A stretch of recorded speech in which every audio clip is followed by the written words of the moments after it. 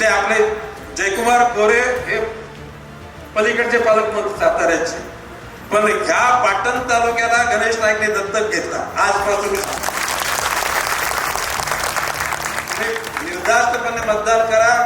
आपल्या ह्या 7 लोकांना तर निवडून द्या. परत पाटण तालुक्यामध्ये 8 जिल्हा परिषद आणि 16 पंचायत समिती यांना घवघट आणि कमल निशाने लोकांना सांगायला विसरू नका. मगाशी जशा तुम्हाला सांगितल्या पद्धतीनं आता इथून गेल्यानंतर गाव सोडायचं नाही.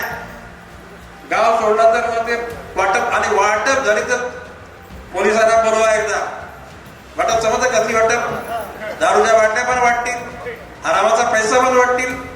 तो पैसा लोक घेणार, पण गोरगरीब बिचारा एखादा कोणाचा याची पापाचा पैसा आहे माहित नाही, तिला बिचारा कधी एखादा हात घालेल. तुषार जोशी एक 8 दिवसापूर्वी दुसऱ्या प्रकरणात माझं बोलणं, मी आज त्यांना जाताना फोन करून सांगतो की कुठल्याही परिस्थितीमध्ये पैशाचं वाटप होता कामा नये.